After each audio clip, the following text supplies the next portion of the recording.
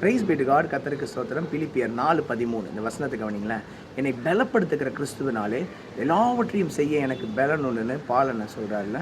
நியாயாதிபதிகள் நியாயம் விசாரித்து வந்த காலத்தில் அரியஸ்ரியனான யோவாசினுடைய மகன் கிதியோன் மீதியானியருக்கு மிகவும் பயந்து ஆலைக்கு சமீபத்தில் தான் சேர்த்து வைத்த கோதுமையை போரடித்து கொண்டிருந்தார். அப்பொழுது கர்த்தருடைய தூதனானவர் தோன்றி நியாயாதிபதிகள் 6:12 பராக்கிரமசாலியே கர்த்தர் உன்னோடு இருக்கிறார்னு கிதியோனை பார்த்து சொன்னார். கிதியோனே மிகவும் பயந்தவனாக இருந்தபோது அந்த வாலிபனை பார்த்து பராக்கிரமசாலியே அப்படின்னு சொல்கிறார்ல.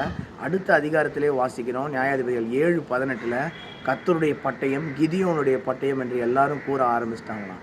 இன்னொரு தருணத்தில் தாவீது தன்னுடைய தகப்பனால் தன்னுடைய சகோதரர்களால் புறக்கணிக்கப்பட்ட போது தேவன் தாவீதை அபிஷேகம் பண்ணினார். சங்கீதம் 23:5 தாவீது சொல்கிறாரு, என் தலையை எண்ணெயினால் அபிஷேகம் பண்ணுகிறீர், என் பாத்திரம் நிரம்பி வழிகிறது. யாக்கோபின் வாழ்க்கையில் கூட நாம் பார்க்குறோம்.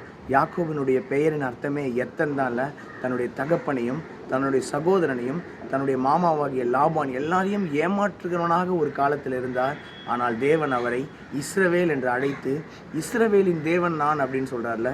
சங்கீதம் 146:5 யாக்கோபின் தேவனை தன் துணையாக கொண்டிருக்கிற மனுஷன் பாக்கியவான் என்று வேதத்தில் வாசிக்கிறோம்ல.